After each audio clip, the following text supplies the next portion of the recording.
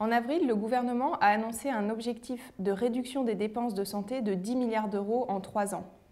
Avec 12% de son PIB qui est consacré à la santé, le système de santé français est l'un des plus chers au monde après celui des États-Unis. Donc il est extrêmement important de mener des réformes de fond pour permettre de réduire les dépenses publiques sans affecter la qualité de notre système de santé. Il y a 3 pistes principales pour réduire les dépenses publiques de santé. La première, c'est de continuer à limiter les actes et les prescriptions inutiles. Et 2 réformes de fond à mener. Une première qui est de mettre en place des parcours de soins qui soient opposables véritablement. Et la deuxième qui est de désengorger les hôpitaux.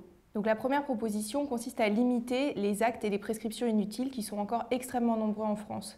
Par exemple, le médicament représente un quart de la dépense publique de santé en France. Il y a encore beaucoup à faire sur le médicament, même si la consommation a baissé. Les Français restent les premiers consommateurs d'anxiolytiques et d'antibiotiques au monde.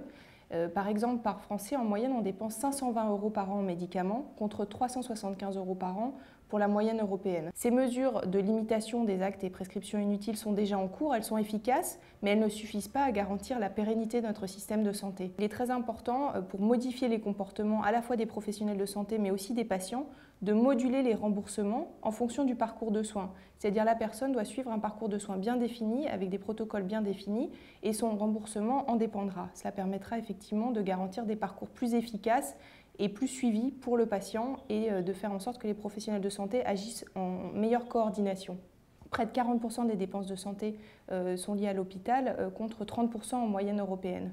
Pour désengorger les hôpitaux, il faut évidemment développer la chirurgie ambulatoire dont on parle beaucoup en ce moment. Il s'agit en fait d'opérer le patient dans la journée, il rentre chez lui le soir. En France, on a encore une forte marge de manœuvre sur la chirurgie ambulatoire, on peut encore actionner ce levier. Typiquement sur l'opération de la cataracte, qu'on prend souvent en exemple, seulement 78% des opérations sont effectuées en ambulatoire en France, contre plus de 80% en moyenne européenne, avec certains pays qui arrivent à faire 90 ou 95% des opérations de la cataracte en ambulatoire. Un autre moyen pour désengorger les hôpitaux, c'est évidemment de proposer une médecine de ville qui soit beaucoup plus organisée et structurée pour répondre aux besoins des patients et permettre effectivement de diminuer le nombre de petits établissements hospitaliers qui sont extrêmement nombreux en France, mais qui, comme ils font peu d'actes et sont assez petits, ne garantissent pas toujours la qualité des soins. Donc il faut en parallèle mettre une médecine de ville efficace et coordonnée qui permette aux patients de ne pas avoir recours à l'hôpital, mais de pouvoir être soignés en médecine de ville.